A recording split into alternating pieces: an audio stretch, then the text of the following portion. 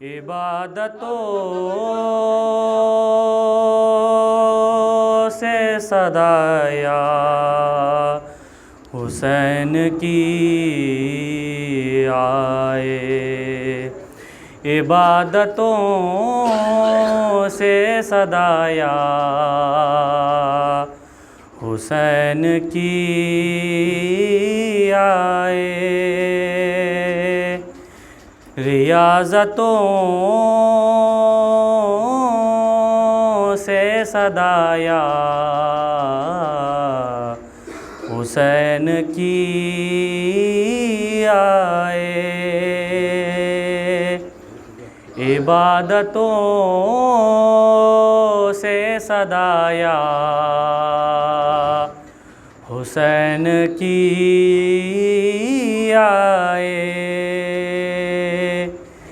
اور یہ جان لینا کہ اب دل میں بس گئے ہیں حسین، یہ جان لینا کہ دل میں بس گئے ہیں حسین، جو دھڑکنوں سے صدایا حسین کی آئے، عبادتوں سے صدایا حسین کی آئے، اور یہ جان لینا ہے خیر العمل تمہارا عمل، یہ جان لینا کہ خیر العمل ہے تمہارا عمل، جو نیتوں سے صدایا حسین کی آئے، عبادتوں سے صدایا حسین کی آئے، اور یہ جان لینا کہ قرآن اتر گیا دل میں، یہ جان لینا کہ قرآن اتر گیا دل میں، جو کرتوں سے صدایا حسین کی آئے، عبادتوں سے صدایا حسین کی آئے، اور یہ جان لینا میسر ہوا تمہیں دیدار، یہ جان لینا میسر ہوا تمہیں دیدار، جو حیرتوں سے صدایا حسین کی آئے، عبادتوں سے صدایا حسین کی آئے، ریاضتوں سے صدایا حسین کی آئے۔ نعرہ صلوات۔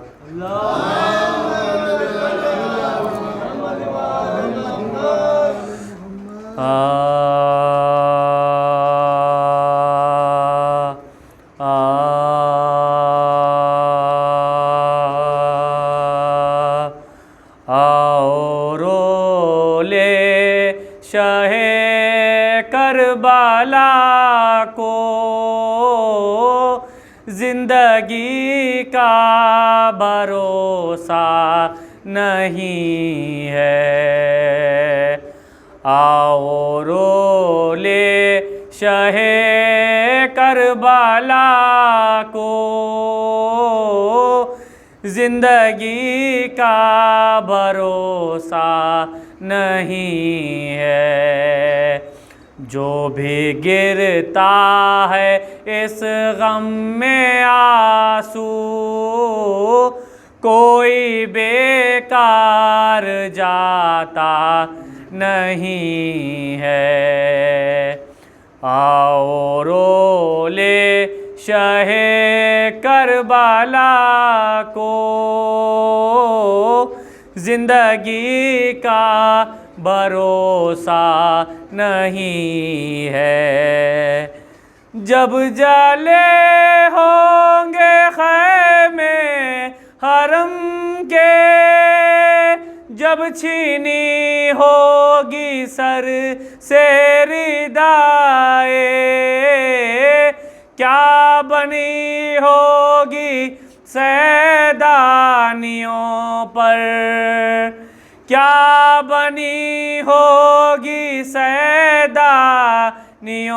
پر، وہ سما دل سے جاتا نہیں ہے۔ آؤ رو لے شہ کربلا کو، زندگی کا بھروسہ نہیں ہے۔ بحر تعظیم اٹھو اے اکبر، پردہ داری کرو میرے دلبر۔ آ رہی ہے سواری پھوپھی کی، آ رہی ہے سواری پھوپھی کی، جس کا کوئی سہارا نہیں ہے۔ آؤ رو لے شہ کربلا کو، زندگی کا بھروسہ نہیں ہے۔ کربلا میں جو جائے گی زینب، کیا بتائے گی بھیا کو زینب، چھٹ کے زندہ سے جو آ رہی ہے، چھٹ کے زندہ سے وہ آ رہی ہے، جن میں پیاری سکینہ نہیں ہے۔ آؤ رو لے شہ کربلا کو، زندگی کا بھروسہ نہیں ہے۔ جب مدینے میں جائے گی زینب، کیا بتائے گی صغرا سے زینب، یہ نشان رسن بازوؤں پر، یہ نشان رسن بازوؤں پر، نیل اب تک جو چھوٹا نہیں ہے۔ آؤ رو لے شہ کربلا کو، زندگی کا بھروسہ نہیں ہے۔ جو بھی گرتا ہے اس غم میں آنسو، کوئی بیکار جاتا نہیں ہے. آؤ رو لے شہ کربلا کو. دربار میں یزید بھی حیران ہو گیا، دربار میں یزید بھی حیران ہو گیا، خطبہ سنا تو گرف پریشان ہو گیا، خطبہ سنا تو گرف پریشان ہو گیا. سن کر اذان سید سجاد نے کہا، سن کر اذان سید سجاد نے کہا، دیکھو ہماری فتح کا اعلان ہو گیا، دیکھو ہماری فتح کا اعلان. نعرہ صلوات. کیا تماشا ہوا اسلام کی تکبیر کے ساتھ، کس شبیر ہوئے نعرہ تکبیر کے ساتھ، کس شبیر ہوئے نعرہ. آفتاب غیب جب جلوہ نما ہو جائے گا، آفتاب غیب جب جلوہ نما ہو جائے گا. ارے فرش کیا ہے عرش بھی فرش عزا ہو جائے گا، فرش کیا ہے عرش بھی فرش عزا ہو جائے گا. نعرہ صلوات.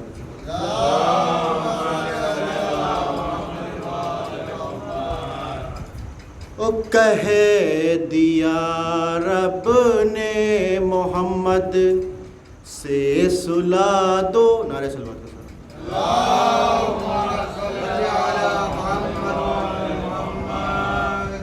کہہ دیا رب نے محمد سے سلا دو ایک شب، کہہ دیا رب نے محمد سے سلا دو ایک شب.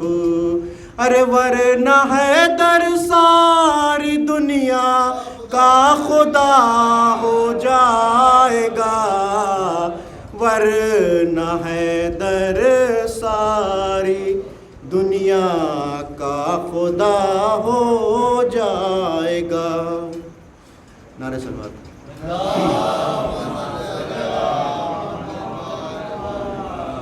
چند اشعار بس. او ہم رتبہ عصمت با خدا کوئی نہیں ہے، او ہم رتبہ عصمت با خدا کوئی نہیں ہے. نقطے ہیں بہت نقطہ با کوئی نہیں ہے. اور جب میں نے یہ پوچھا کوئی اکبر سا ہنسی ہے، اور جب میں نے یہ پوچھا کوئی اکبر سا ہنسی ہے، بے ساختہ یوسف نے کہا کوئی نہیں ہے، بے ساختہ یوسف نے کہا کوئی نہیں ہے.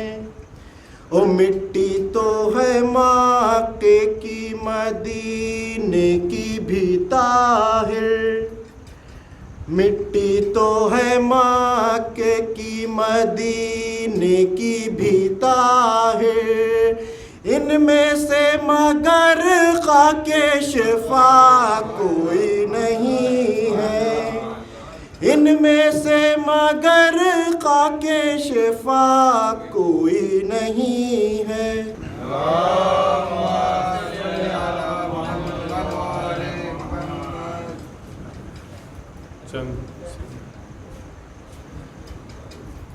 ہم مدح علی میں دار پہ بھی لفظوں کو روانی دیتے ہیں، ہم مدح علی میں دار پہ بھی لفظوں کو روانی دیتے ہیں. ارے کٹتی ہے زبانیں کٹ جائے پیغام زبانی دیتے ہیں. شاہد ہے ادائے میسم بھی ہم ہیں وہ علی کے دیوانے. شاہد ہے ادائے میسم بھی ہم ہیں وہ علی کے دیوانے. جس پیڑ پہ سولی چڑھنا ہو اس پیڑ کو پانی دیتے ہیں. جس پیڑ پہ سولی چڑھنا ہو اس پیڑ کو پانی دیتے ہیں. او پیشانی حر پر یہ کہہ کر رومال کو باندھا سرور نے. پیشانی حر پر یہ کہہ کر رومال کو باندھا سرور نے. جنت بھی فدا ہو جائے گی ہم ایسی نشانی دیتے ہیں. جنت بھی فدا ہو جائے گی ہم ایسی نشانی دیتے ہیں. ہم مدح علی میں دار پہ بھی لفظوں کو روانی دیتے ہیں. اور عباس کی تربت کے ہی قریب پانی نے ٹھہر کر بتلایا. عباس کی تربت کے ہی قریب پانی نے ٹھہر کر بتلایا. ارے میں بہتا ہوں عباس مجھے جب حکم روانی دیتے ہیں. میں بہتا ہوں عباس مجھے جب حکم روانی دیتے ہیں. ہم مدح علی میں دار پہ بھی لفظوں کو روانی دیتے ہیں. ایک بازو بلند سلوات.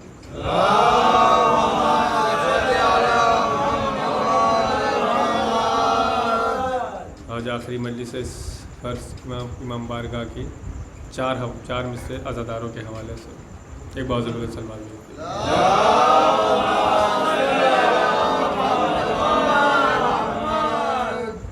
کربلا جینے کا انداز سکھا دیتی ہے. مولا صاحب دیکھیں کہ کربلا جینے کا انداز سکھا دیتی ہے اور انسان کے تکبر کو مٹا دیتی ہے.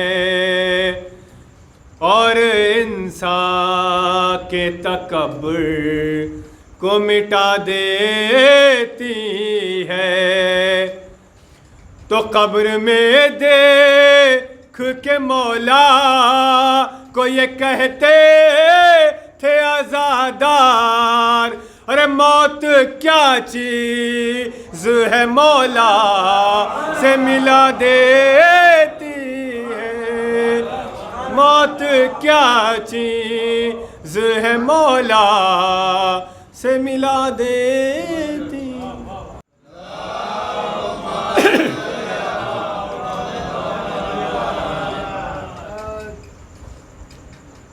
کچھ لوگوں نے کہا ہے کہ جو انتظار کے یہاں پڑھا تھا پڑھ دیں تو وہی پڑھ دیں.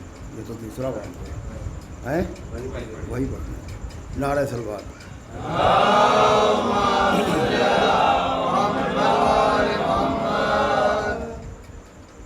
کہ عزاداری کا یہ معیار مانو یا نہ مانو تم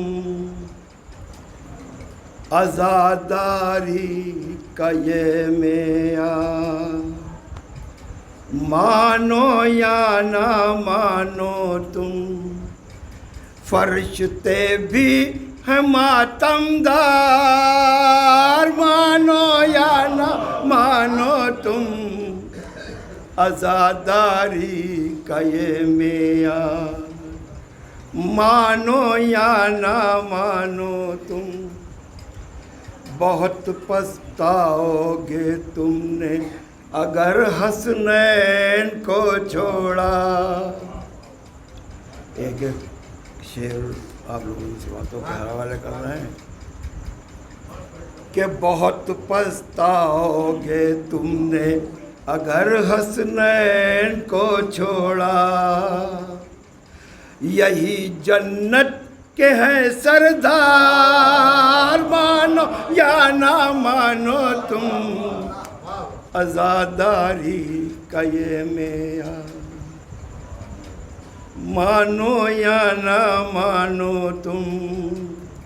سر دربار عابد کا ذرا خطبہ تو ہونے دو. خاص طور پر کہ سر دربار عابد کا ذرا خطبہ تو ہونے دو. گرے گی ظلم کی سرکار مانو یا نہ مانو تم عزاداری کا یہ معیار مانو یا نہ مانو تم. عزاداری کے دشمن کے کلیجے کٹتے رہتے ہیں عزاداری کے دشمن کے کلیجے کٹتے رہتے ہیں. ہے ماتم ظلم کی تلوار مانو یا نہ مانو تم عزاداری کا یہ معیار مانو یا نہ مانو تم.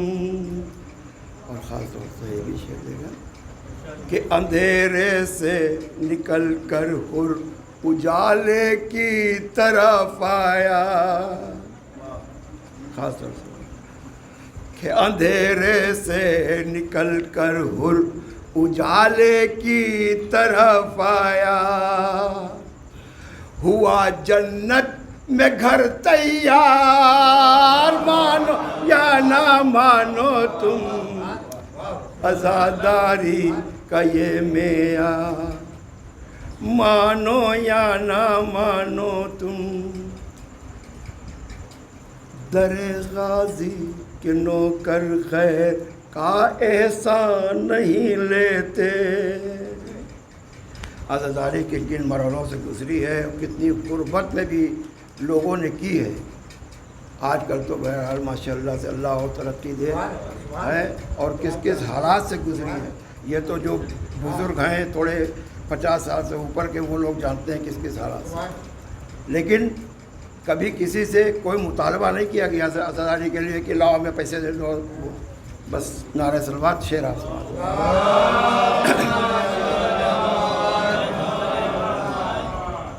کہ در غازی کے نوکر غیر کا احسان نہیں لیتے. در غازی کے نوکر غیر کا احسان نہیں لیتے. یہ غربت میں بھی ہے خوددار، مانو یا نہ مانو تم عزاداری کا یہ معیار، مانو یا نہ مانو تم، ہمیں عزت سے لے کے جائے گا رضوان جنت میں، ہمیں عزت سے لے کے جائے گا رضوان جنت میں، اور تمہیں روکے گا پہرے دار، مانو یا نہ مانو تم عزاداری کا یہ معیار، مانو یا نہ مانو تم۔ کہا سورج نے جا کر چاند سے اکبر کو جب دیکھا، شبیہ رسول سے یہ یاد ہے، کہا سورج نے جا کر چاند سے اکبر کو جب دیکھا، محمد سے ملے دو بار، مانو یا نہ مانو تم عزاداری کا یہ معیار، مانو یا نہ مانو تم، آخری شعر، عزاداری کا یہ معیار، مانو یا نہ مانو تم۔ غدیر خم سے نکلے اور جا بیٹھے سقیفہ میں، خاص طور سے آخری شعر ہے کہ غدیر خم سے نکلے اور جا بیٹھے سقیفہ میں، ارے یہی لعنت کہ ہے حقدار، مانو یا نہ مانو تم عزاداری کا یہ بسم اللہ الرحمن الرحیم، الحمدللہ رب العالمین، والصلاة والسلام علی اشرف الانبیاء والمرسلین وخاتم النبیین سیدنا و نبینا و شفیعنا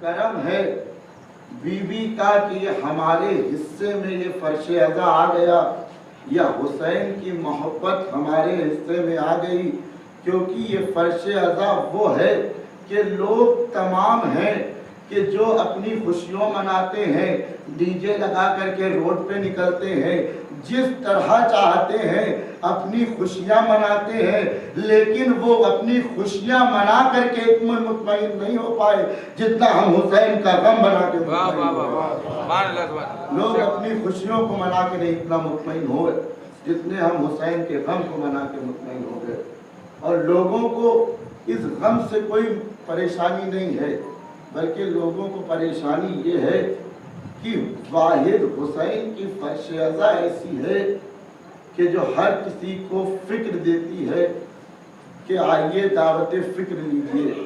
آئیے بات کو اپنے واضح کر دوں، اور کہ کسی بھی مذہب میں چلے جائیے، کسی بھی مسلک میں چلے جائیے، آپ کسی مندر، اگر آپ مندر میں جائیں گے تو مندر میں بھی آپ دیکھتے ہوں گے، حالات آپ کے سامنے ہے کہ مندر میں بھی ہر کسی کو جانے کی اجازت نہیں ہوتی ہے، اس میں بھی ان لوگوں نے عہدہ ڈیسائیڈ کر رکھا ہے کہ اپر کاسٹ والے یہاں جائیں گے، لوور کاسٹ والے یہاں جائیں گے۔ مسجد میں آ جائیے، مسجد میں بھی وہی جائے گا جو اللہ کی نبوت کا اعلان کر چکا ہے، لیکن یہ فرش عزا ایک ایسی جگہ ہے کہ جہاں ہم نے یہ نہیں کہا کہ جب تم ہمارے دین کو مان لو تب یہاں پہ آؤ، بلکہ ہم دعوت دے رہے ہیں کہ آؤ تم کسی بھی مسلک سے ہو، کسی بھی معاشرے سے تعلق رکھتے ہو، اگر تم چاہتے ہو کہ اسلام میری سمجھ میں آ جائے تو آؤ اس فرش ازا پہ آؤ، ہندو ہو تو بھی آؤ، مسلمان ہو تو بھی آؤ، کرسچن ہو تو بھی آؤ، پہلے آؤ، ہم ان ذاتوں کے بارے میں تمہیں بتائیں گے جس کے لیے اللہ نے کہا کہ جب میں نے چاہا کہ میں پہچانا جاؤں، جب میں نے چاہا کہ میں پہچانا جاؤں تو میں نے کچھ ایسی ذاتوں کو خلق کیا کہ وہ دنیا میں جا کر کے ایسا عمل کرے کہ جس سے تم مجھے بھی پہچان سکو اور میرے دین کو بھی پہچان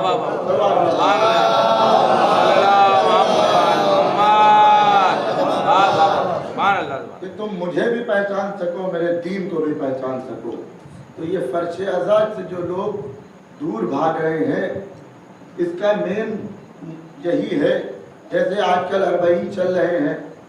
اربعین آپ سب جانتے ہیں کہ ہر سال لوگ تعداد بڑھتی ہی جا رہی ہے، کبھی 3 کروڑ پہنچتے تھے، ابھی پچھلے سال کی تعداد جہاں تک میری نالج میں ہے 7 کروڑ تک پہنچی ہے۔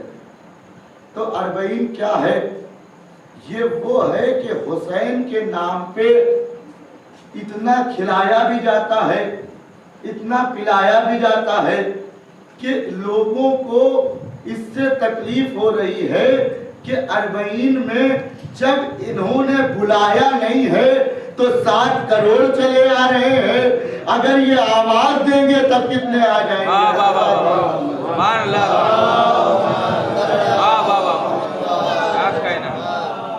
تو لوگوں کو فرش ازا سے نہیں پریشانی ہے، بلکہ جہاں سے حق بیان ہوتا ہے اس سے پریشانی ہے۔ بس ایک چیز اور پھر اپنے مسائل کی طرف کہ لوگ دیکھیے عالم اسلام میں 2 قربانیاں ہیں۔ ایک قربانی وہ ہے کہ جب نبی نے اپنے بیٹے کو قربان کیا اور اللہ کی طرف سے دمبا آیا اور دمبا آنے کے بعد دمبا ذبح ہو گیا، نبی کی اولاد بچ گئی، لیکن پوری امت مسلمہ اس کی یاد میں کیا منا رہی ہے؟ بقرعید منا رہی ہے۔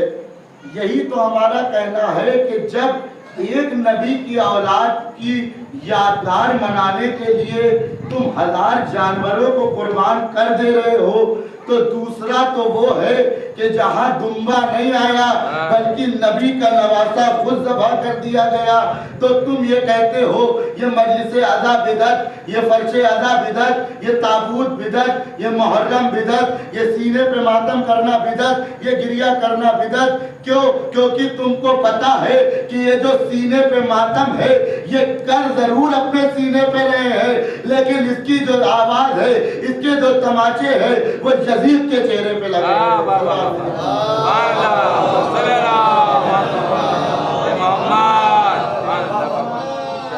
اب لوگ کہتے ہیں کہ بھائی قرآن سے کہاں ہے قرآن میں کہ آپ محرم کریے یا ماتم کریے یا جو آپ مجلس ازا میں جتنی بھی ترکیبیں انجام دیتے ہیں وہ کریے۔ تو دیکھیے پہلے تو اللہ کی منزلت کو سمجھیے کہ وہ پروردگار ہے کیا۔ دنیا میں سب سے بڑی ذات اگر کوئی ہے تو وہ پروردگار ہے۔ آئیے دنیا کے اعتبار سے بھی بتا دوں، جب بھی کوئی بل پاس ہوتا ہے، کوئی قانون بنتا ہے تو قانون جو عہدے پہ ہوتا ہے وہ صرف اس پہ مہر لگاتا ہے کہ یہ قانون صحیح ہے کہ یہ قانون صحیح نہیں ہے، وہ پوری ڈیٹیل کی تشریح نہیں کرتا ہے۔ اس کے لیے اس کے نیچے والے لوگ رکھے جاتے ہیں کہ جو بتاتے ہیں اس قانون میں کیا ہوگا، اس قانون کو کیسے مانا جائے گا، لیکن جو عہدے پہ ہوتا ہے وہ صرف اشارہ کرتا ہے یا اپنی مہر لگاتا ہے کہ اس قانون کو کیسے مانا جائے گا۔ آئیے میں قرآن سے ثابت کرتا ہوں کہ قرآن میں کہا لکھا ہے کہ ہم کو محرم منانا چاہیے یا محفل کرنی چاہیے یا نہیں کرنی چاہیے۔ آئیے سب سے پہلے وہ باتوں پہ ہم گفتگو کر لیں جو پورا عالم اسلام اس کو مانتا ہے۔ سب سے پہلی چیز ہے نماز۔ نماز سب سے پہلی چیز ہے جس کا سب سے پہلے حکم دیا گیا ہے۔ تو نماز کے ارکان بہت ہیں، नमाज सुबह की 2 रकत है, दिन की 4 रकत है, असर की 4 रकत है, या किसी में 17 रकत है, उससे मुझे इख्तिलाफ नहीं है। दूसरा, नमाज का हुक्म ये है कि जब कोई सफ़र में जाता है तो उसके ऊपर नमाज कसर हो जाती है, या नमाज की और आगे चीज़ें बढ़े तो नमाज अलग अलग तरह की भी है। कुछ वाजिबात नमाज है, कुछ सुन्नत नमाज है, जैसे नमाज मैयत भी है।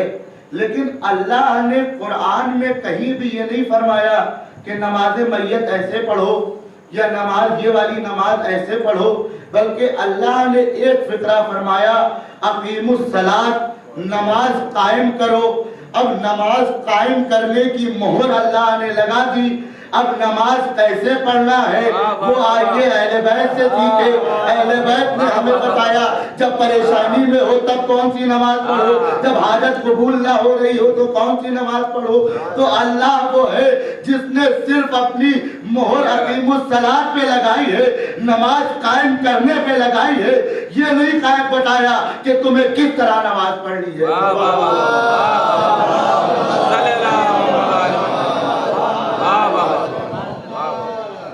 अल्लाह ने ये नहीं बताया कि नमाज किस तरह पढ़नी है। आइए दूसरा मरहला है आपका रोजे का। भाई रोजे का भी हर मुसलमान जितने भी हैं सब रोजे रखते हैं, लेकिन रोजे के भी कुछ उसूल हैं। रोजे के भी कुछ उसूल हैं। भाई रोजा जो बीमार है उसके लिए अलग एक काम है, कितनी दूरी पे इंसान सफर कर रहा है उसके लिए अलग इनकाम है, किसके ऊपर किसको कब रोजा रखना है या उसकी कब कज़ा अदा करनी है। वो हाथ जब रमजान चल रहे हैं वो अगर बीमार है तो कैसे वो कज़ा अदा करेगा, या कोई ऐसी उसकी बीमारी है जो बहुत लंबे वक्त से चली आ रही है तो उसकी वो कज़ा कैसे अदा करेगा। यानी रमजान का पूरा एक चैप्टर है, पूरा एक प्रोजेक्ट है। लेकिन रमजान के लिए अल्लाह ने कुरान में सिर्फ इतना बयान किया कि या अय्युहल्लज़ीना आमनू कुतिबा अलैकुमुस सियाम, यानी तुम पे रमजानों को फर्ज किया गया जैसे कि तुम्हारे बुजुर्गों पे या जो तुमसे पहले उम्मत आई थी उनके ऊपर फर्ज किया गया। यानी अल्लाह ने सिर्फ रमजान की मोहर लगाई है। रोजे रखने के अहकाम बताने के लिए इस अहले बैत के दर पे आना पड़ेगा, या इन किताबों को पढ़ना पड़ेगा, या इन हदीसों को सुनना पड़ेगा कि रोजा कैसे रखना है, कब रहे तो कैसे रखना है, अगर कोई सफर में है तो कैसे रखना है। क्योंकि अल्लाह वो है जिसने रोजा रखने का हुक्म दिया है, कैसे रोजा रखना है ये हमें इन हदीसों से पता चले। चलवा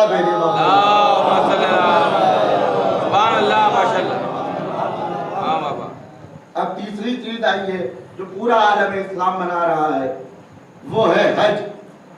अब हज के भी कुछ एहकाम हैं कि कैसे एहराम पहना जाएगा, कहां से कहां तक एहराम पहना जाएगा, कहां से कहां एहराम उतार दिया जाएगा, या एहराम पहनने के बाद कौन सी चीजें हैं जो हराम हो जाएंगी और वो फिर कैसे कैसे हलाल होंगी।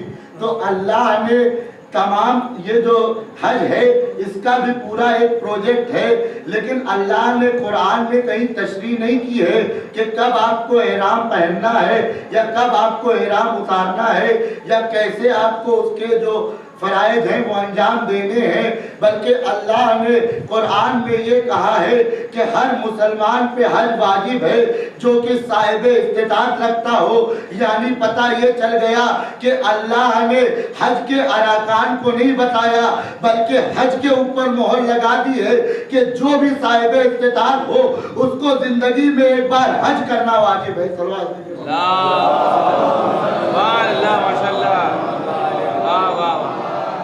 ये हज के काम हो गए। अब आइए बताता हूँ मुहर्रम कहाँ है। अल्लाह ने कुरान में क्या फरमाया कि हज के एहकाम नहीं बताए, हज बताया, नमाज के एहकाम नहीं बताए बल्कि नमाज बताई। वैसे ही अल्लाह ने कुरान में फरमाया कुल्ला अस्अलुकुम अलैहि अजरन, इल्ला अल-मवद्दता फिल कुर्बा, कि मैं कोई रिसालत का कोई अज्र ही नहीं चाहता सिवाय इसके कि तुम मेरे अहले बैत से मोहब्बत करो। अब मोहब्बत की दो ही निशानी होती है कि जब इंसान का गम होता है तो हर इंसान गमगीन हो जाता है, जब खुशी होती है तो हर कोई खुश हो जाता है। आइए बात को अपनी मिसाल से और वाज़ेह कर दूं कि कैसे हुसैन के गम में मातम करना जायज़ है, या हुसैन के गम में जिक्र करना, जो हम अपना सरो सीना पीटते हैं, वो कैसे जायज़ है कि लोग कहते हैं ये मुहर्रम क्यों मनाते हो। एक मिसाल से अपनी बात को वादे करूंगा और फिर रब्ते मसाइब की तरफ, कि अगर अभी कोई आपका अजीज मर जाए और आपके घर में शादी हो तो क्या होगा कि जब भी कोई कार्ड बढ़ चुके हैं, सारा एहतमाम हो चुका है, लेकिन अब अजीज जैसे ही पहुंचे तो पता चला वहां सन्नाटा है, कोई शादी नहीं है, कोई महफिल नहीं है, कोई खुशी का माहौल नहीं है। पूछा गया क्यों, ऐसा क्या हुआ? कहा इनके फला रिश्तेदार फला जगह रहते थे, उनका अभी इंतकाल हो गया, जिसकी वजह से हमने अपनी खुशी को मुलतवी कर दिया।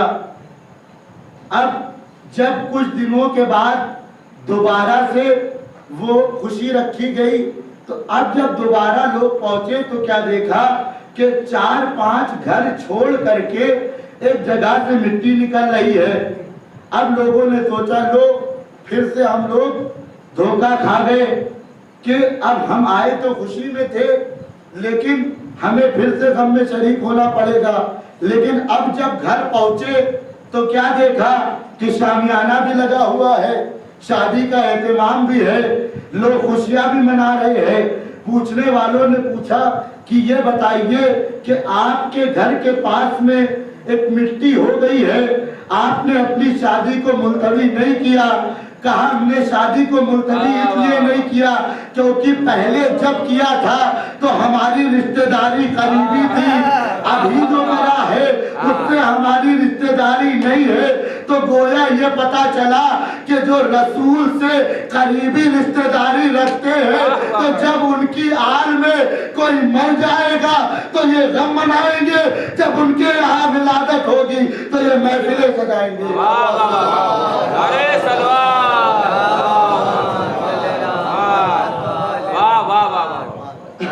जब इनके घर में कोई मर जाएगा तो ये मजलिस अज़ा बर्पा करेंगे, जब इनके घर में खुशियाँ होंगी तो ये महफिलें सजाएंगे। हाँ अज़ादारों, बस मैंने अपनी मजलिस को ख़त्म किया क्योंकि आज मुझे उस शहज़ादी के मसाइब पढ़ना है कि जिसको बाबा के बाद कभी सोना नसीब नहीं हुआ। अज़ादारों, उससे पहले यतीम कौन होता है उसके बारे में रसूल ने क्या इरशाद फरमाया वो समाअत फरमा ले। अगर वो समझ गए तो जैसे जैसे मसाइब सुनते जाओगे वैसे वैसे आंखों से अश्क आते जाएंगे। अल्लाह कहता है कि जब मैं किसी यतीम को रोते हुए देखता हूँ तो मैंने जिब्राइल से सवाल किया है, जिब्राइल ये यतीम क्यों रो रहा है? पता चला ये यतीम इसलिए रो रहा है कि ये शायद इसके ऊपर कोई ऐसे मजालिम हो गए हैं या ये अपने गमों को याद करके रो रहा है। तो अल्लाह कहता है जिब्राइल, जो इस यतीम के चेहरे पे मुस्कान ले आएगा मैं वादा करता हूँ उसको यहाँ भी बख्श दूंगा और वहाँ भी बख्श दूंगा। आइए रसूल के ज़माने का वाक़या है कि मस्जिद भरी हुई है, एक नन्हा सा बच्चा आता है। जैसे ही नन्हा सा बच्चा आता है सवाल करता है, ए रसूल अल्लाह, मैं बहुत यतीम हूँ और कई दिनों का भूखा हूँ। रसूल कहते हैं अपने सहाबियों से कि जाओ फला जगह खुरमे रखे हैं और खुरमे ले आओ जा करके। वो ला करके रसूल को देते हैं, रसूल उस बच्चे के हवाले खुरमे करते हैं। एक बार की बच्चा कहता है मैं अकेला नहीं हूँ, मेरे साथ मेरी बेवा माँ भी है और मेरी एक छोटी बहन भी है। रसूल और खुरमे मंगाते हैं, उस बच्चे के हवाले कर देते हैं। इतने में एक शख्स उठता है रसूल की बज़्म से और उस बच्चे के सर पे आके दस्ते शौकत फेरता है। एक बार की रसूल ने फरमाया, ऐ शख्स تم نے اس کے سر پہ دست شوکت کیوں پھیرا؟ کیا تم نے مجھے دکھانے کے لیے دست شوکت پھیرا؟ کہا نہیں، میں نے آپ کو دکھانے کے لیے نہیں دست شوکت پھیرا، بلکہ میں نے اس کے سر پہ اس لیے ہاتھ رکھا تاکہ اس یتیم کو احساس ہو جائے کہ یہ اکیلا نہیں ہے، اگر یہ کوئی یتیم ہے تو اس کے سر پہ ہاتھ رکھنے والا کوئی ہے۔ رسول نے کہا اگر تم نے یہ عمل انجام دیا ہے تو میں بھی تم کو بتاتا ہوں کہ اس کا اجر کیا ہے۔ اس کا اجر یہ ہے کہ جتنے حصے میں تم نے اس کے سر پہ ہاتھ رکھا ہے، اتنے جتنے حصے میں بال آئے ہیں، اتنے بالوں کے برابر تم کو اللہ اجر عطا کرے گا۔ تو گویا یہ بات ثابت ہو گئی کہ ہمیں یتیموں کے ساتھ کس طرح کا سلوک کرنا چاہیے۔ آئیے ایک یتیمہ کے بارے میں بھی بتاؤں۔ کون یتیمہ؟ جس کو سکینہ کہتے ہیں۔ سکینہ وہ یتیمہ ہے کہ جب بھی بابا کا نام لیتی تھی تماچے مارے جاتے تھے۔ ادادارو سید سجاد سے پوچھا گیا اے میرے مولا اتنا آنسو کیوں بہاتے ہیں؟ سید سجاد نے یہی تڑپ کے کہا ارے مجھے دو چیزوں نے بہت پریشان کیا۔ پہلا تو مجھے شام کے بازار میں اپنی پھوپھیوں کا کھلے سر ہونا، اور دوسرا مجھے سکینہ کے سوالوں نے بہت پریشان کیا۔ ہاں عزاداران مظلوم کربلا، یہ بچی وہ بچی ہے کہ جب حسین کے سر و تن میں جدائی ہو گئی، قیام حسینی لوٹ لیے گئے، تو یہ بچی ہے کہ اب جیسے ہی رات آئی، رات آنے کے بعد یہ بچی ایک بارگی اپنے بابا کے سینے کو تلاش کرتی ہے۔ ارے بابا کا سینہ نہیں ملا، یہ بچی ایک بارگی مقتل میں پہنچی، آواز دے رہی ہے اے بابا سکینہ آئی ہے، اے بابا سکینہ سینہ تلاش کر رہی ہے، اے بابا مجھے نیند نہیں آتی۔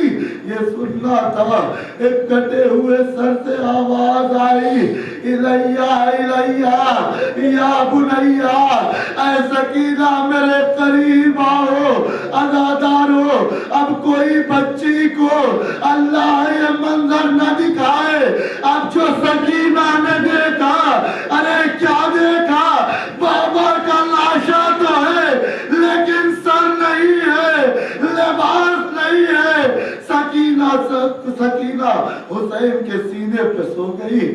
ادھر زینب آئی، زینب آنے کے بعد سکینہ کا شانہ ہلایا، اے بچی چلو، اے بچی چلو، ارے ہمیں اب آگے سفر طے کرنا ہے۔ لیجیے سکینہ کو واپس لے آئی۔ بس عزاداران مظلوم کربلا، اب سکینہ کے اوپر ظلم شروع ہوا۔ ظلم سنیں گے کہاں سے شروع ہوا؟ آج سب نے یہ واقعہ سنا ہے کہ چلتے چلتے سکینہ ناکے سے گر گئی تھی۔ عزادارو گرنے کے بعد ایک بی بی نے اس کو سہارا دیا تھا۔ وہ بی بی کوئی اور نہیں تھی بلکہ بی بی فاطمہ تھی، جو سکینہ کو تسلی دے رہی تھی۔ لیکن عزادارو سنو گے اس کے آگے کیا ہوا؟ اب یہ سکینہ دوبارہ ظالم کے ہاتھ میں آئی۔ عزادارو سنو گے ظالموں نے سکینہ کو اب جو اونٹ سے باندھا، تو اس طرح باندھا کہ سکینہ کا سینہ اور اونٹ کا جو اوبر ہوتا ہے اس اوبر پہ سکینہ کا سینہ تھا۔ جب جب اونٹ چلتا تھا سکینہ کا سینہ چلتا تھا۔ ہاں مظلوم کربلا، لیجئے یہ وہ بچی ہے جو تمام مظالم کو سہتی ہوئی چلی جا رہی ہے، سہتی ہوئی چلی جا رہی ہے۔ عزادارو سنو گے کہ سید سجاد کو سب سے زیادہ افسوس کب ہوا؟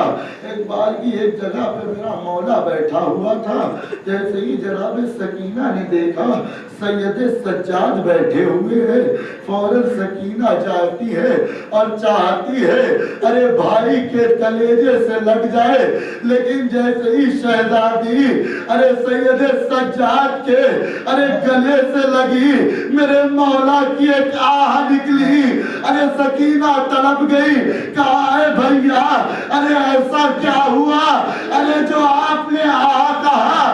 کہا اے سکینہ ارے یہ مجھے دھوپ میں رکھتے ہیں، ارے میری بیڑیاں اتنی گرم ہو جاتی ہے ارے کہ میرے گوشت میں ارے یہ بیڑیاں پیوست ہو گئی۔ عزادارو، اب جب بھی سکینہ کو پانی ملا، سکینہ چلو میں پانی لیتی تھی، سید سجاد کے پاس آتی تھی، بیڑیوں پہ پانی کو ڈالتی تھی۔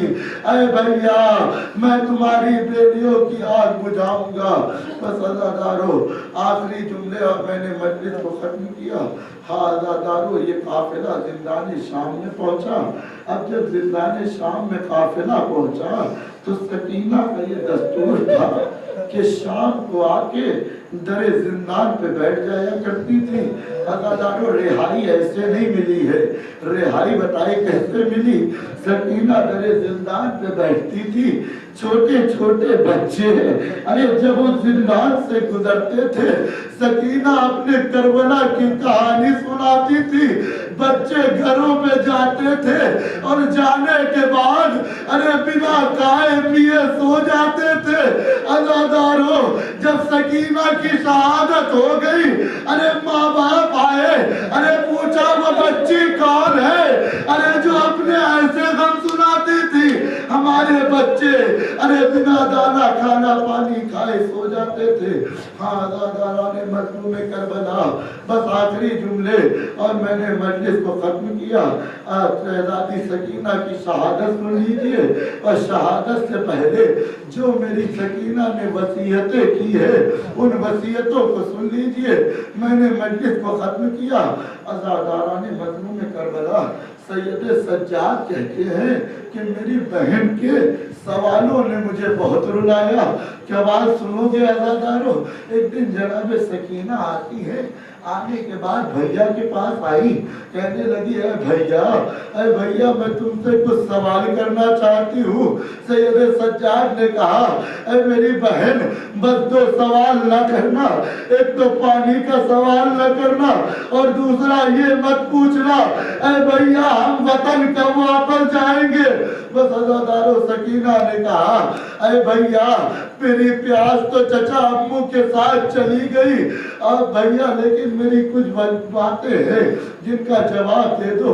کہا ہاں سکینہ پوچھو۔ سکینہ نے کہا اے بھیا یہ بتائیے پیاس کی شدت کی کون کون سی کیفیتیں ہوتی ہے؟ سید سجاد نے بتایا کہ پیاس کی شدت کی 4 کیفیتیں ہوتی ہے۔ کہا پہلی کیفیت وہ ہوتی ہے کہ جب پیاس کی شدت زیادہ بڑھتی ہے ارے تو زبان میں کانٹے پڑ جاتے ہیں۔ سکینہ نے جیسے ہی سنا ارے فوراً تڑپ کے کہا اسی لیے میرا بھیا اکبر کہتا تھا اے بابا ارے آپ کی تو زبان میں ارے کانٹے پڑے ہوئے ہیں۔ ہاں عزاداران مظلوم کربلا، شہزادی سکینہ نے کہا اور بھیا دوسری کیفیت کیا ہوتی ہے؟ کہا دوسری کیفیت یہ ہوتی ہے کہ جب پیاس کی شدت اور بڑھتی ہے ارے ہڈیوں کے چٹکنے کی آوازیں آنے لگتی ہے۔ بس سکینہ نے تڑپ کے کہا ہاں شاید یہی وجہ ہے ارے جب میری پھوپھی اماں ارے نماز کے لیے ارے کھڑی ہوتی ہے ارے تو ہڈیوں کے چٹکنے کی آواز آتی ہے۔ بس عزاداران مظلوم کربلا، سید سجاد نے کہا اے بیٹی سکینہ اب زیادہ سوال نہ کرو۔ سکینہ نے کہا اے بھیا مجھے آخری کیفیت بتا دیجئے ارے پیاس کی کیا ہوتی ہے؟ ارے سید سجاد نے کہا اے سکینہ ارے جب پیاس اپنی حد سے زیادہ گزر جاتی ہے ارے گوشت ہڈیوں کو چھوڑ دیتا ہے۔ یہ سننا تھا میری شہزادی نے اپنا ہاتھ دکھایا اے بھیا ارے مجھے کسی نرم جگہ پہ جمع کر دفن کرنا کیونکہ میرے گوشت نے میری ہڈیوں کو چھوڑ دیا ہے۔ बस अज़ादारान मज़लूम करबला, लीजिए सकीना की शहादत हो गई। अज़ादारो, सकीना की जब शहादत हो गई, एक बार की सैयद सज्जाद है, अरे जो बीवी को गुस्ल देने जा रहे हैं, कुछ रवायत में मिलता है कि गस्साला गुस्ल देने के लिए आई, लेकिन जैसे ही गुस्ल देना चाहती है, एक बार की चीख मार के बाहर आती है, हाथों को जोड़ के पूछा, अरे मुझे इतना बता दो, अरे इस बच्ची को कौन सा मरज था? एक बार की सैयद सज्जाद ने तड़प के कहा, अरे इसे कोई मरज नहीं था, बल्कि ये हुसैन की यतीमा थी। अरे इसे ऊंट की पुश्ते बुराना से बांधा था, इसके गोश्त अरे कुर्ते से चिपक गया है, अरे कुर्ता ना हटाओ।